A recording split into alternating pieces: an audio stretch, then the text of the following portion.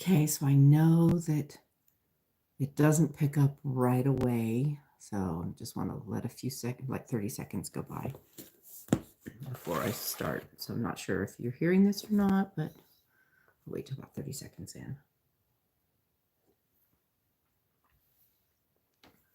Okay, welcome. Happy Monday. We had an amazing weekend. So my name is Lanita. I'm the Scrappy Grandma, and this is our Torah Portion or our Bible study playlist. We are going through the first 5 books of the Bible, breaking them down week by week. And this week we start Exodus. So we've just gone through the Joseph story and how the 12 tribes of Israel ended up in Egypt. And now we're going to pick up in Exodus, where it tells the story of them leaving Egypt. Not a whole lot about the in-between. I'm going to be reading the extra biblical books of Jasher, Jubilees, and Josephus. So we'll see if it fills in any of the gaps of while the 12 tribes were in Egypt. So this week's portion is, sorry, I should have had it. There we go. Week 13. So, and it's Shemot. And Shem, which was Shem is Noah's, Shem, Hem, and Japheth. Shem is Noah's son, the one who carried the priestly, the Hebrew bloodline, where the Hebrews came from Shem, from Noah. And it means names. Shem means name. So, and it's Exodus 1 through 6:1. And then the Haftorah, the prophets and the books of wisdom, is Isaiah 27:6 through 28:13, and 29:22 through 23, and Jeremiah 1:1 through 2:3. And so there's a lot of reading today. We probably won't get through it all in an hour. The Gospels are Matthew 22:41 through 46, Luke 5:12 through 39, Acts 3:12 through 15, 5:27 through 32, 7:17 through 36, 22:12 through 16, and 24:14 through 16. So there's a lot in Acts, so that'll be interesting. And I encourage you, whatever we don't get to, well, I encourage you, period, read through this with me. Get your Bible, and sit down and read through this with me. And then also there's Hebrews 11:23 through 26. But definitely, if I don't get to them, make sure you go back in and read them. So, like I said, I'm a bit tired because I didn't get the rest I usually get on Sabbath, because we had our 9-year-old grandson. We went and picked him up, and we did some stuff with him on Shabbat, on Saturday. We did work, but it wasn't work. It was fun. It was actually teaching him. We were working on the greenhouse. It was a beautiful day, and we were working on the greenhouse and teaching him carpentry. So, and he was so cute. He's like, "But where's your day that you rest all day, Grandma?" And I said, "Well, that was yesterday. That was yesterday." I was talking to him Sunday. I said, "Well, that was yesterday." And he goes, "But we worked." And I said, "Well, we worked on the greenhouse." But he goes, "Well, you're right. That wasn't work. That was fun." And I'm like, yeah, it wasn't work. It was fun. It wasn't going out and trying to make a living or anything like that. So anyway, it was fun. And then we took him and his friend, his little buddy who lives over here, down to see Sonic the Hedgehog 3. I know nothing about Sonic, and it was sensory overload. It was a lot. And I don't do movies much, because I'm kind of a killjoy, because I sit there and find all the conspiracy theories in them. So all the symbolisms and everything. So I'm not a whole lot of fun to watch movies with. And Rusty says I growl. So I was growling through a lot of the movie yesterday. So anyway, all right. Exodus 1:1. I'm going to read some information, kind of just historical information from a year through Torah, a week by week journey for Christians. And it just kind of sets the stage of what we're going to be reading. And I really, really enjoy it. Just makes things, like I said, sets the stage, and it shines a light on a few things that maybe, we can't figure out in the Bible itself. All right. Last week's Torah portion, YHWH, ended with the death of Joseph, who made the Israelites promise to take his bones with them. Okay, well, I don't have a mic on. I don't have anything running, so it should be fine. So I'm sorry. I just realized I didn't have my microphone on, but you should be able to hear me fine because there's no appliances running yet today. So, all right. Sorry. Back to it here. He made the Israelites promise to take his bones with them when they would return to the land of Canaan. Joseph's faith in Israel's return to the promised land is summarized by his statement, Yahuwah will surely remember you, alluding to the exodus of the descendants of Israel as promised to his great-grandfather Abraham in Genesis 15:3. So note, some sages, so whenever I read that, some sages, anything the sages say, I take with a grain of salt. It's great for information, but not gospel to me. That's my belief and interpretation, because they have sat around for ages and, discussing all of these things. And it's what some man has come up with in his mind, or it could be that the Father gave him, spiritual insight. But note, some sages claim that the sojourn in Egypt begins with the call of Abraham and Yahuwah's promise to him, Genesis 12:1-3, and ends with the Exodus.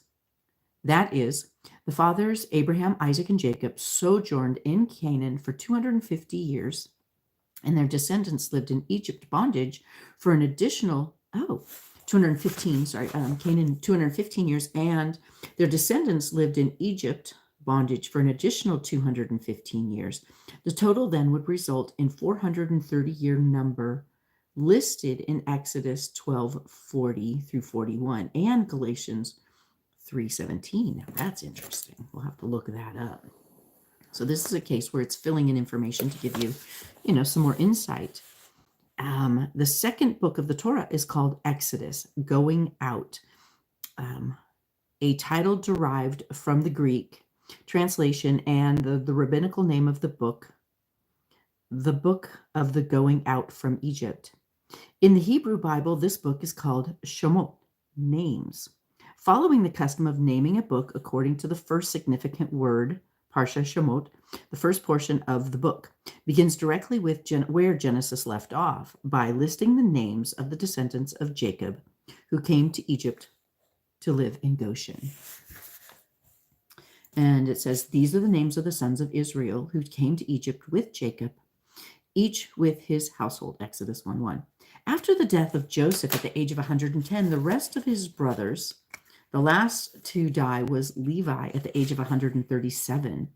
Exodus 6:16, there arose a new Pharaoh over Egypt who did not acknowledge Joseph's contributions to the former regime. Threatened by their growing numbers and fearful that they would join his enemies in overthrowing him, this new Pharaoh instituted a policy of oppressive forced labor for the Israelites. Supervised by cruel taskmasters, the descendants of Jacob were conscripted to build the storage cities of Pithon and Ramses. Despite the imposed hardships imposed by the Egyptian government, the Israelite population steadily increased, which led Pharaoh to command the Hebrew midwives to kill all the male infants at birth. The midwives disobeyed Pharaoh, however, which led him to decree that every newborn Israelite male was to be drowned in the Nile River. This parsha then turns to the story of the birth of Moses, the great deliverer of the people of Israel. Aram, the grandson of Levi, married his aunt Jochebed, the daughter of Levi, and together they had a daughter, Miriam, and a son, Aaron. And however, at the time of Pharaoh's decree, Jochebed gave birth to Moses and attempted to hide him for a few months. After realizing that she could no longer keep his birth a secret, she placed her son in a basket among the reeds of the Nile before anyone could kill him. Her 7-year-old daughter, so Miriam was 7 at the time, interesting, stood by and watched to see what would happen to her brother. So it shows the lineage: Sarah and Abraham, Rebecca and Isaac, Jacob and Leah, Levi, Gershom, Kohath, Merari, and Jochebed is the daughter. Okay, and we're going to hear more about Gershom, Kohath, and Merari too, because they become the priesthood. Maybe I thought there was a lot more about them. We'll see. We'll see as we go. Anyway, Amram is also, let's see. So Amram married Jochebed, but he's also in the line of Levi. So what does it say here? The grandson. Okay. Oh, he's Kohath's son, Amram. Okay. So Amram is Kohath's son. He marries his aunt. And if I remember in one of the extra biblical, she's quite a bit older than he is. I always find it fascinating, like finding out that Benjamin was 10 years old when his father gave him a wife, and he started having children right away, because by the time, and he was the youngest son, and by the time they got to Egypt, he had already had 10 sons, and he was still very young. Throughout the whole thing, they call him a lad and a young man. But anyway, don't know, same with the extra biblical books as with the sages. I take them all with a grain of salt. Don't consider them to be, well, I don't know. They were originally in the Bible and then removed. One has to wonder why. But, I look at them as historical writings that the Israelites have passed on and read, or even like Jasher is referred to. I thought Yeshua had referred to Jasher, but I found out it didn't. It was all, I forget, I think in Psalms and stuff, Jasher was referred to, the book of Jasher. But like I've always, as I've read through the Bible, gone, and they talk about, and all this was recorded in the book of blah, that's not in the Bible. I'm like, where's that book? I want to see that book. Why is it there? Type thing. So I see, so I do, like I said, Jasher, Jubilees, and Josephus, who was a historian. And so I read those three along with the Torah portions, at the same corresponding time, because they pick up and they go through and they add more stuff to it, kind of like this commentary does. And that's, I think, where they pull some of this commentary from. And, from also from writings from the sages and, the scribes and so forth. Anyway, so providentially, Pharaoh's daughter came to bathe in the Nile and discovered the basket among the reeds. Moving by pity, the princess decided to adopt the baby, even though he was a despised Hebrew. Miriam, who witnessed all of this, then approached her and offered her to find a nursemaid for the child, and cleverly arranged for Moses' own mother to do the job. I thought that was so beautiful. What I find interesting with that whole story is Pharaoh wanted all the males killed because one of them, he was afraid, but he let one live in his own house. I just find that so interesting. When the child grew up, Moses' mother, Jochebed, brought him, when the child grew up, so when he was able to be weaned, Moses' mother, Jochebed, brought him to Pharaoh's daughter, and he became her son. And a prince of Egypt, she named him Moshe, because she said, I drew him out of the water, a play on the words, which means to draw out or to save.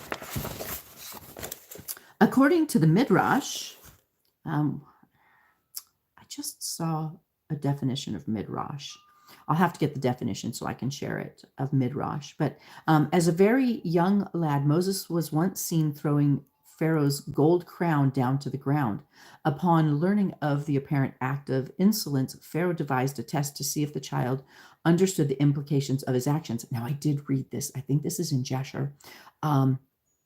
They were at a feast, and Pharaoh's daughter was sitting next to him with Moses on her lap, and he grabbed the king's crown. I didn't know about that he threw it down, but they did this test, and it was actually Balaam, who was an advisor to Pharaoh, which we learn all about Balaam later. But Balaam told, I think it was Balaam, or no, maybe it was an angel. I can't remember. I apologize. Well, I'll be reading it. I'll be reading it and refreshing myself because this is the corresponding. But he devised a test to see if the child understood the implications of his actions. Like, did this child do this on purpose because he's going to overthrow me eventually, prophetically? Or was it just, a toddler being a toddler? And he therefore commanded that a platter with a piece of gold and a glowing piece of coal be brought before Moses, and ordered the little boy to choose one. If Moses chose the gold, it would imply that he understood its value, and therefore he would be killed. On the other hand, if he chose the burning coal, he would be spared, since he was unable to differentiate between the gold and a glowing piece of coal. So Moses, and this ties into why Moses was slow of speech. So, it's fascinating. Moses began to reach out for the gold when an angel, okay, there's where the angel comes in. When an angel pushed his hand aside and he grabbed the coal instead, and then he immediately put his hand to his mouth, and that burned his lips and tongue so badly that he had a permanent speech impediment as a consequence. So one day, Moses went to be among his Hebrew kinsmen and observed their suffering. I have a note here. It says he felt called to protect. He noticed an Egyptian overseer beating an Israelite, and seeing no one else around, he killed the man and hid the body in the sand. And the following day, Moses attempted to mediate a quarrel between two Israelites, during which one of them asked him, "Who made you a prince and judge over us?" And then asked Moses if he intended to kill them as he had killed the Egyptian overseer the previous day. Moses then was afraid that his crime was known, and sure enough, Pharaoh heard the news and sought to have him executed.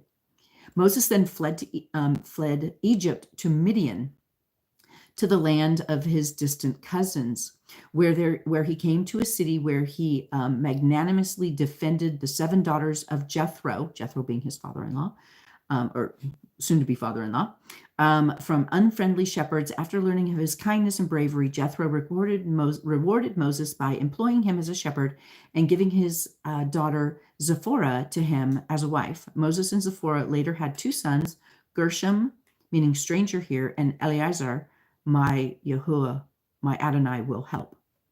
And while Moses dwelt in Midian, and Pharaoh, who wanted to kill him, finally died, and it says his grandfather. Interesting. A note. Through his successor intensified the Israelite impression. Okay, so the new Pharaoh, I guess. I don't know what my note was. I apologize.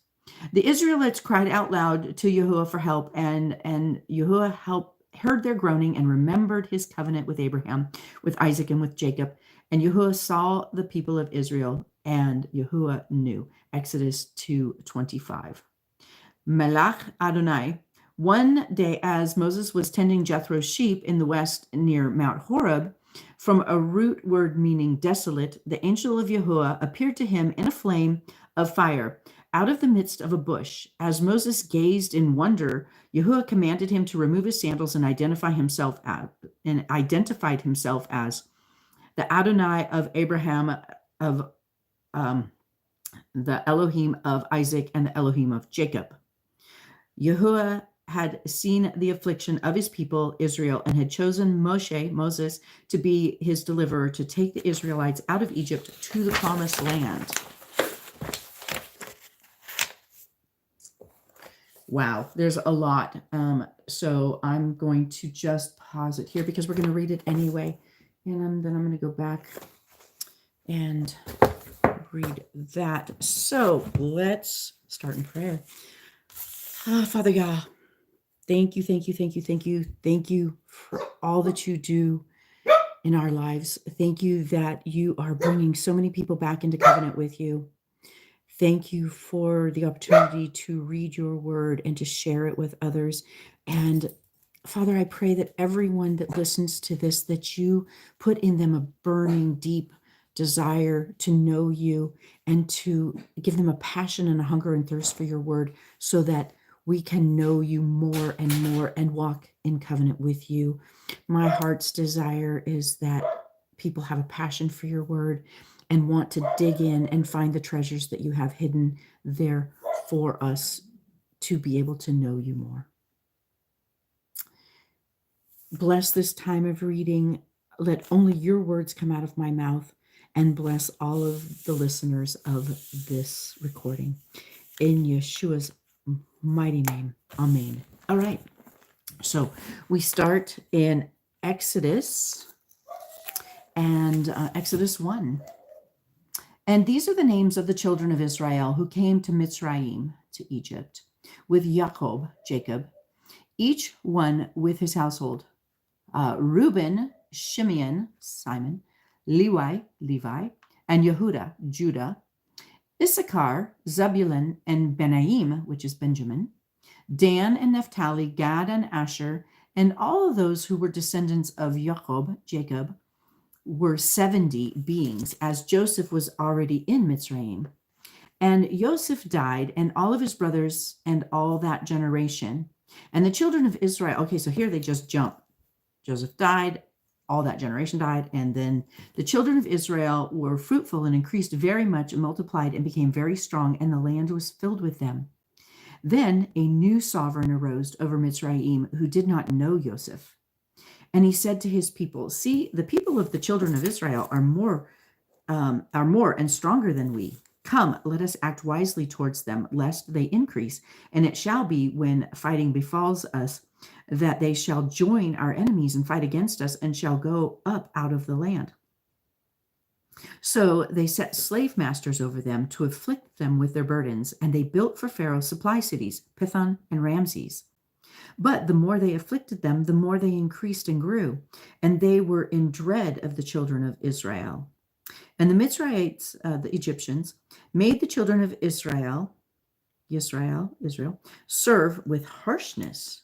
And they made their lives bitter with hard bondage in mortar and in brick, and in all their kinds of work in the field. All their work which they made them do was with harshness.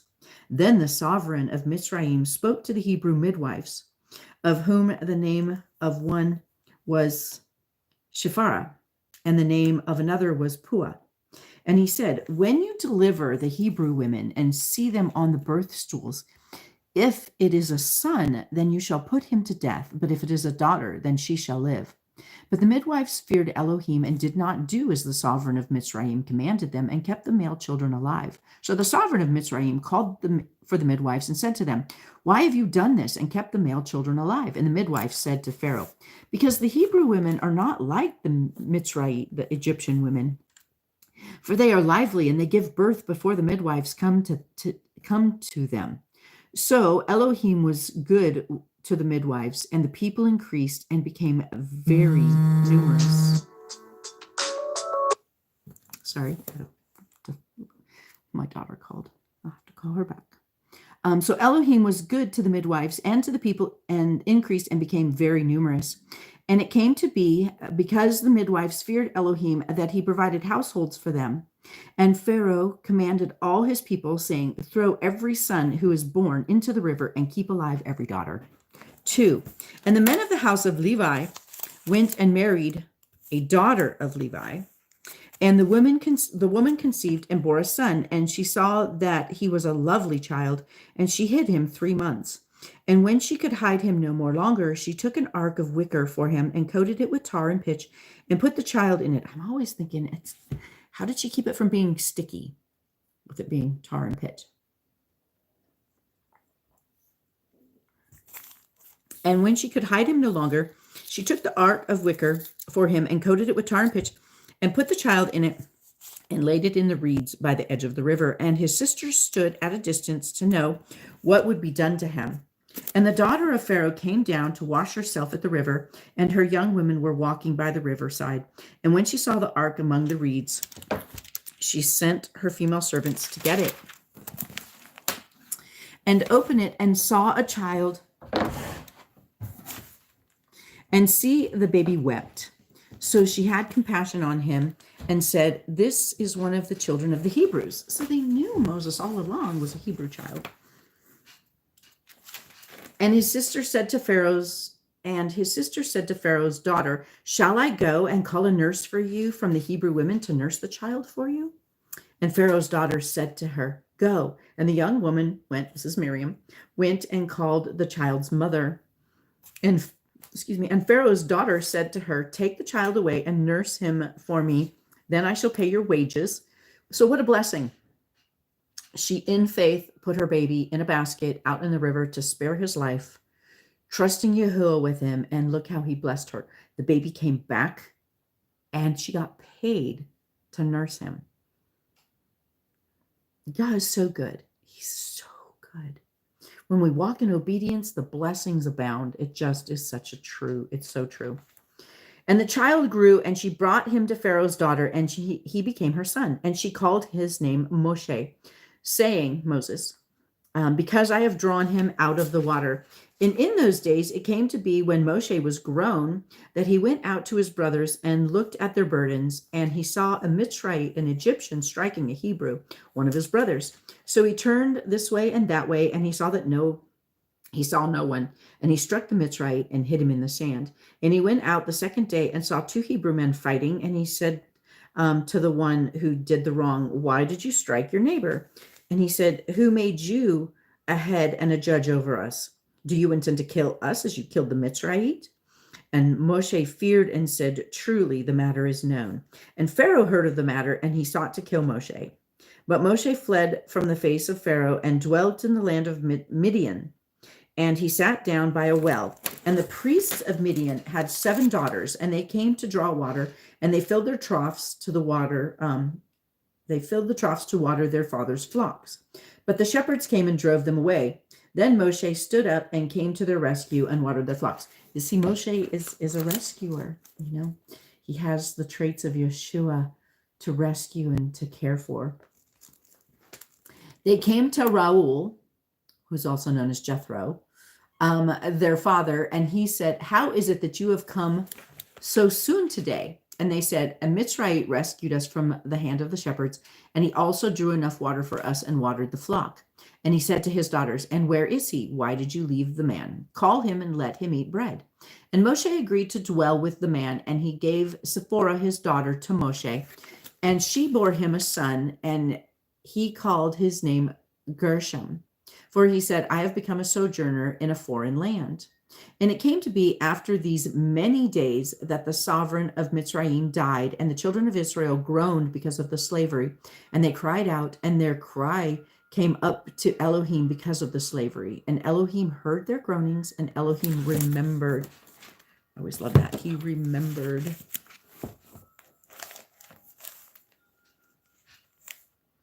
And he remembered his covenant, his promises that he made with Abraham and with Isaac and with Jacob.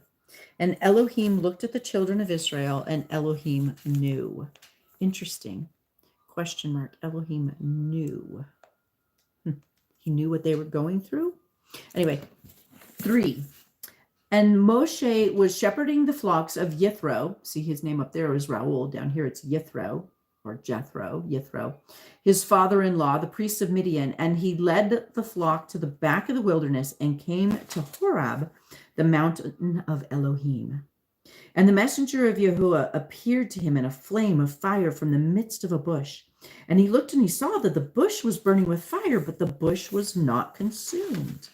And Moshe said, let me turn aside now and see this great sight, why this bush does not burn. And Yahuwah saw that he turned aside to see, and Elohim called to him from the midst of the bush and said, Moshe, Moshe. And he said, here I am. I always love that their responses is, here I am. And he said, do not come near here. Take your sandals off your feet, for the place on which you are standing is a set apart ground. And he said, I am Elohim of your father, and Elohim of Abraham, and Elohim of Isaac, and Elohim of Jacob. And Moses, hid his face, and he was afraid to look at Elohim. And Yahuwah said, I have indeed seen the oppression of my people who are in Mitzrayim, and have heard their cry because their slave drivers, for I know their sorrows, and I have come down to deliver them from the land of Mitzrayim, and to bring them up. And from that land to a good and spacious land, to a land flowing with milk and honey, to a place of the Canaanites and the Hittites and the Amorites and the Perizzites and the Hivites and the Jebusites. And I always wondered, so why is he going and displacing all of these other people? for his people. And there's a couple of different stories. They do come from the extra biblical books, that basic, or yeah, the base and the sages. And so is that these are mainly tribes that came from Ham. And Moses gave, and this is from the Bible, Moses gave certain portions of land to his sons. And in the extra biblical, it goes into more detail of like Ham was to go to the south, Japheth to the north, and I think Shem was supposed to go to the east, I think. But they all had their territories, but Ham, Ham was just a major problem. And Ham, yes, is the father of the Canaanites. They decided they didn't like their land, and they went and took the lands of Shem. So that's why they settled up but that wasn't their inheritance. They basically stole Shem's inheritance.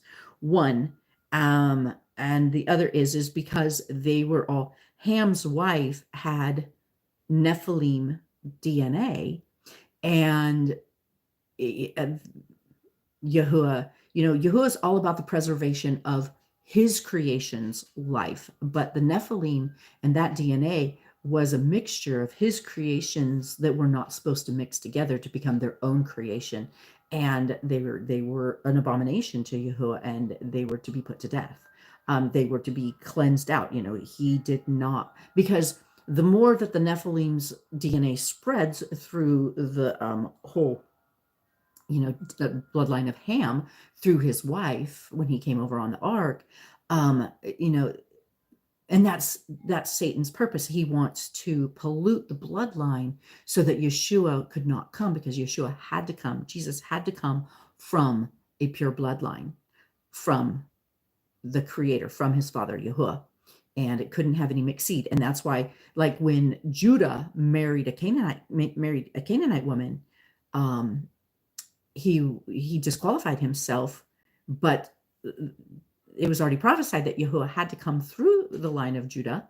And so that's where Tamar, his daughter-in-law, he went and picked a woman for his son that was from, the Israelite bloodline,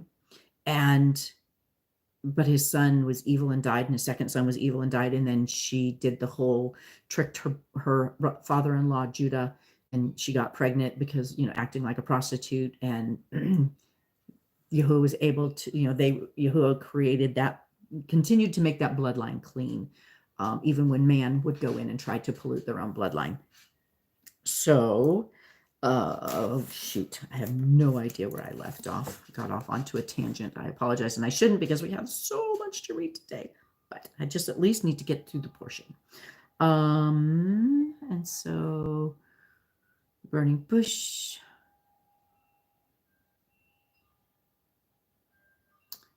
I'm the Elohim of your father, and Elohim, okay. I have come down to deliver them. Okay, so, and Yahuwah said, I have indeed seen the oppression of my people who are in Mitzrayim, and heard their cry, and because of their slave drivers, for I know their sorrows. Maybe that's what he knew their sorrows. And I have come down to deliver them from the land of the Mitzrayites, the Egyptians, and to bring them up from the land to a good and spacious land, to a land of flowing of milk and honey. Sorry, I'm repeating this. And to a place of the Canaanites, Hittites, Amorites, Perizzites, Hivites, and Jebusites. And now see that the cry of the children of Israel have come to me, and I also have seen the oppression of which the Mitzrayites, the Egyptians, oppress them. And now come, and I am sending you to Pharaoh to bring my people, the children of Israel, out of Mitzrayim. And Moshe said to Elohim, who am I that I should go to Pharaoh, and that I should bring the children of Israel out of Mitzrayim? And he said, because I am with you. Right there, if he gives us something to do, like me reading the Bible and recording it, and we're like, yeah, whoa, no, I am not qualified to do this. And he's like, yeah, you are, because I'm with you. And so that's where we have to be obedient, even when it's uncomfortable. And this is to you the sign that I have sent you. When you have brought the people out of Mitzrayim, you are to serve Elohim on this mountain. So he was on Mount Horeb, the mountain of Elohim. And Moshe said to Elohim, see, when I come to the children of Israel and say to him, the Elohim of your fathers has sent me to you, and they say to me, what is his name? What shall I say to them? And Elohim said to Moshe, I am which I am. And he said, thus you shall say to the children of Israel, I am has sent me to you. And Elohim said further to Moshe that you are to say to the children of Israel, Yahuwah, here he is his name, Yahuwah, Elohim of your fathers, the Elohim of Abraham and the Elohim of Yitzhak and the Elohim of Jacob, Isaac and Jacob, has sent me to you. So Yahuwah, Yahweh, what is that? Jehovah.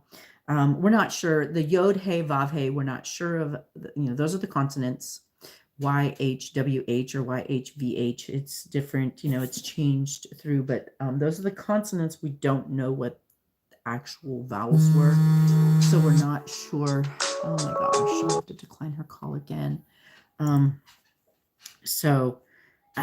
Okay.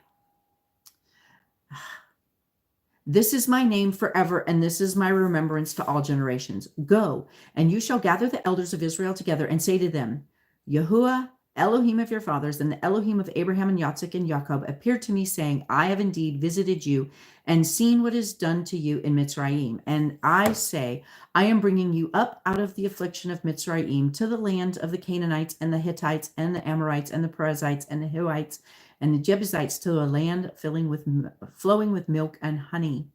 And they shall listen to your voice and shall come, and you and the elders of Israel, to the sovereign of Mitzrayim, and you shall say to him, Yahuwah Elohim of the Hebrews has met with us, and now please let us go 3 days' journey into the wilderness to slaughter to Yahuwah our Elohim.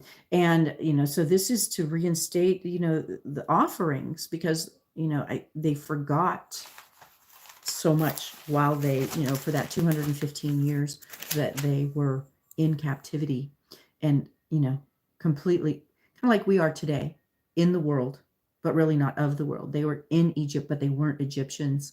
And, like we've lost a lot of our, the knowing here, and we've assimilated into this society and this culture, but it's not his culture. So, and Moshe answered and said, if you do not believe me, nor listen to my voice, and say, Yahuwah has not appeared to you. And Yahuwah said to him, what is that in your hand? And he said, a rod. And he said, throw it on the ground. So he threw it on the ground, and it became a serpent, and Moshe fled from it. And Yahuwah said to Moshe, reach out your hand and seize it by the tail. So he reached out his hand and took hold of it, and it became a rod in his hand. So that they believe Yahuwah Elohim of their fathers, and Elohim of Abraham, and Elohim of Yitzhak, and Elohim of Jacob has appeared to you. And Yahuwah said to him again, now put your hand in your bosom. And he put it in his hand in his bosom, and he took it out, and see, it was leprous like snow. It was all white like snow. And he said, and this is going to start going into leprosy, and the leprosy that's here is not the medical leprosy that exists today. The leprosy of the Bible is something completely different, which we'll be learning about, which is exciting. And it shall be, if they do not believe even those two signs, or listen to your voice, you shall take water from the river and pour it on dry land, and the water which you take from the river shall become blood on the dry land. And Moshe said to Yahuwah, O Yahuwah, I am not a man of words, neither before nor since. You have spoken to your servant, for I am slow of speech and slow of tongue. And Yahuwah said, who has made man's mouth? Or who makes dumb or deaf or seeing or blind? Is it not I, Yahuwah? And now go, and I shall be with your mouth. See right here. I shall be with your mouth and teach you what to say. He's so faithful. But he said, oh, Yahuwah, please send by the hand of him whom you would send. Please send by the hand of whom you would send. And the displeasure of Yahuwah burned against Moshe. And he said, is not Aaron the Levite your brother? I know that he speaks well, and see, he is also coming out to meet you. And when he sees you, he shall be glad in his heart. And you shall speak to him and put the words in his mouth. And I am with your mouth and with his mouth, and I shall teach you what to do. And you shall speak, he shall speak for you to the people. And it shall be that he shall be a mouth for you, and you shall be an Elohim for him. And there has a little note down here because Elohim means God. So, but it says down here, a title meaning his excellency, Elohim. So it doesn't mean God, it means a title meaning his excellency. Oh, maybe.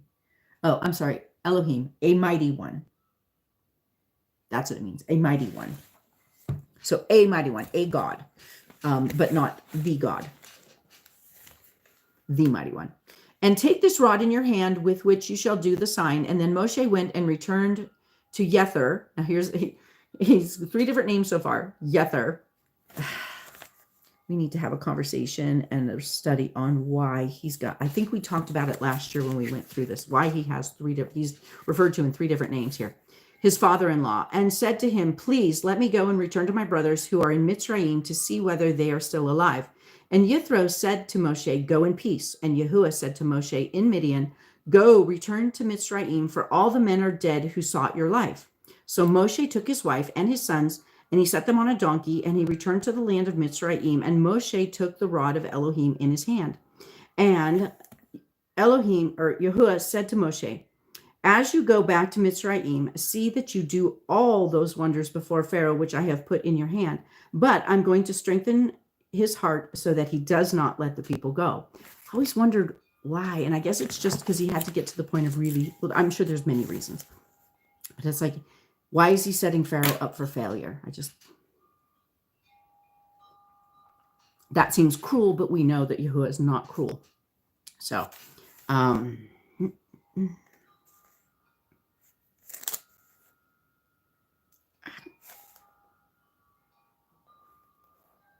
I'm sorry. I got lost again. I need to put my finger okay, return to Mitzrayim, all the dead. Okay.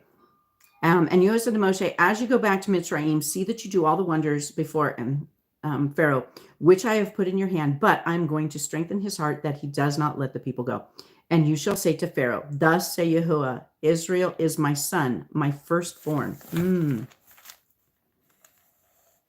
So I say to you, let my son go serve me. But if you refuse to let him go, see, I am killing your son, your firstborn. So, wow, he told him, I don't even remember that from ever before. He told him right off the bat. And it came to be on the way in the lodging place that Yahuwah met him and sought to kill him. Wait, what? And you shall say to Pharaoh, thus said Yahuwah, Israel is my son, my firstborn.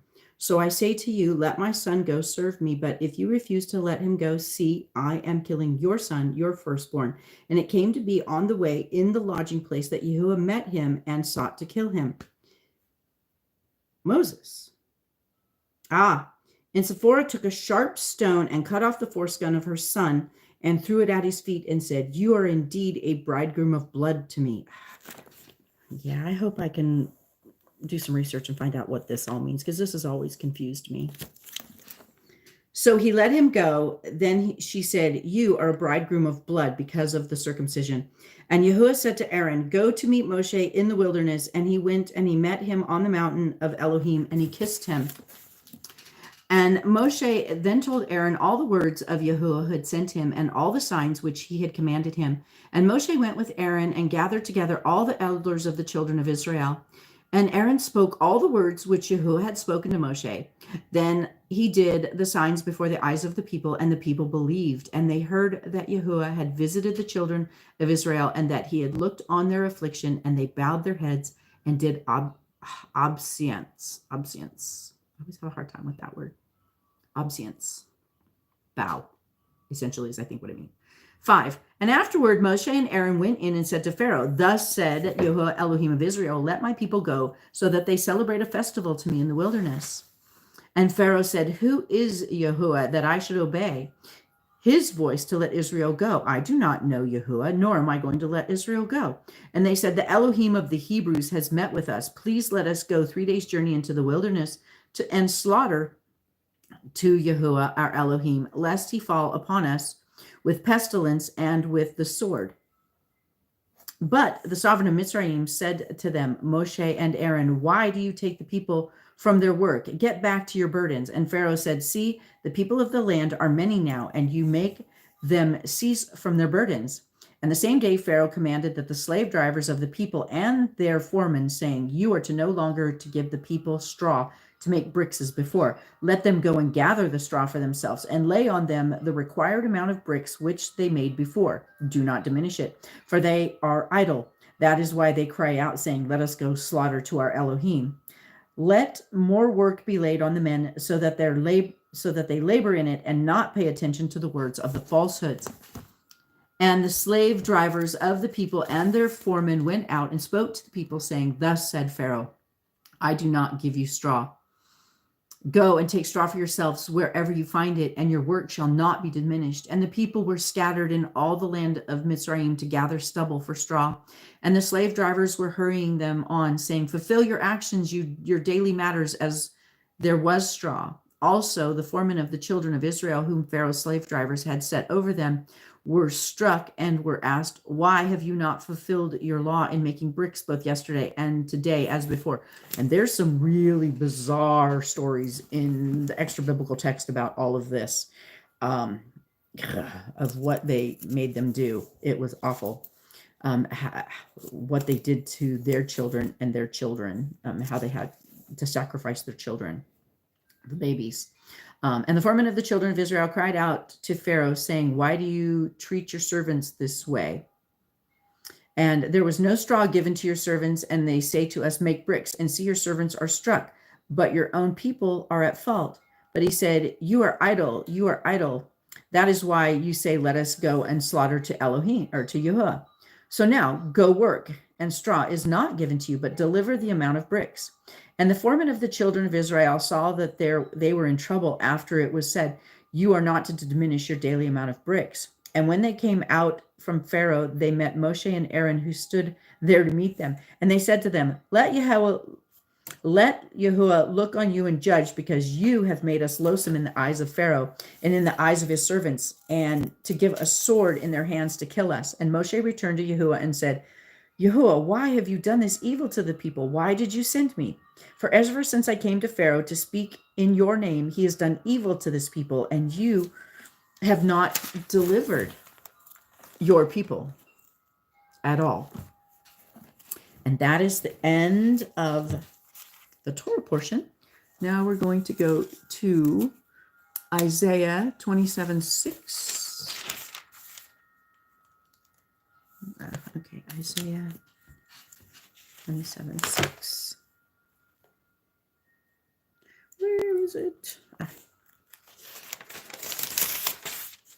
Here we go. 27:6 through 28:13. Those who come, he causes to take root in Jacob. Israel shall blossom and bud, and they shall fill the face of all the earth with fruit. Has he smitten him as he struck the ones who were striking him?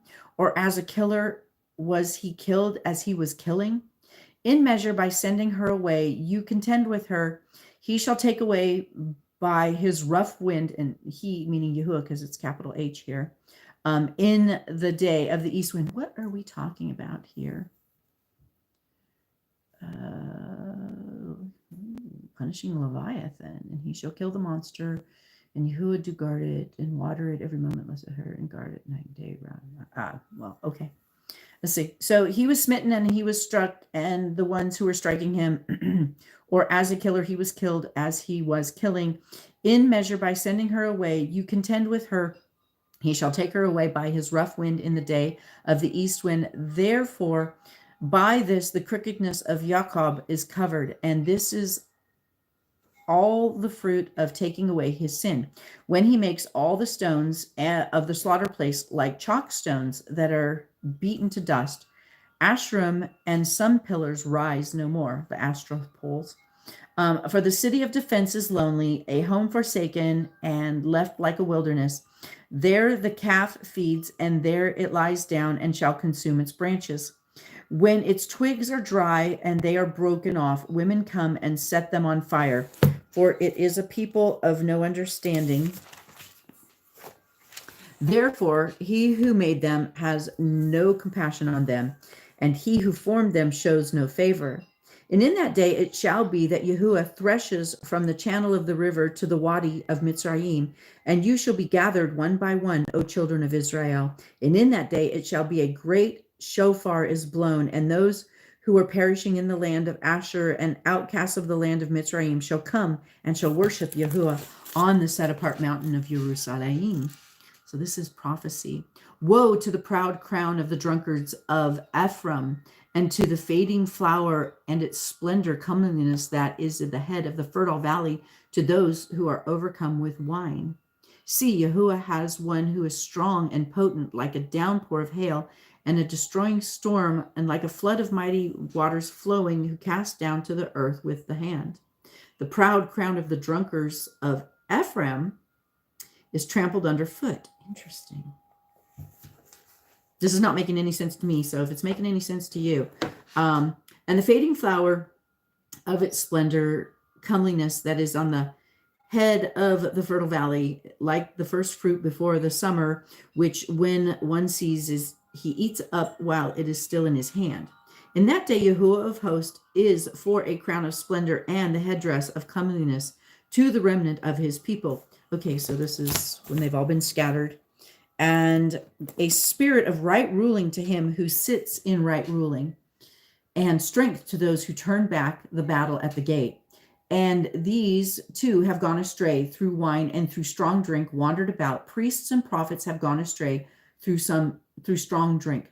They are swallowing up the wine. They wander about through strong drink. They go astray in vision. They stumble in right ruling. For all the table shall be covered with vomit, no place without filth. Who would he teach knowledge, and whom would he make to understand the message? Those weaned from milk, those taken from the breast, for it is a command upon a command upon command upon command. Wait a minute. Command upon command, command upon command, line upon line, here a little, there a little. For with a jabbering lip and a foreign tongue he speaks to his people, to whom he said, this is the rest, give rest to the weary, and this is the refreshing, but they would not hear. But the word of Yahuwah was to them command upon command, command upon command, line upon line, line upon line, here a little, there a little. So they go and shall stumble backward and be broken and snared and taken captive. Okay. It'll be interesting in doing research this week as to how that all ties in. A lot of times I don't get it and I don't see it. So we are actually coming, I'll fit in one more. It's Isaiah 29, 22, and 23.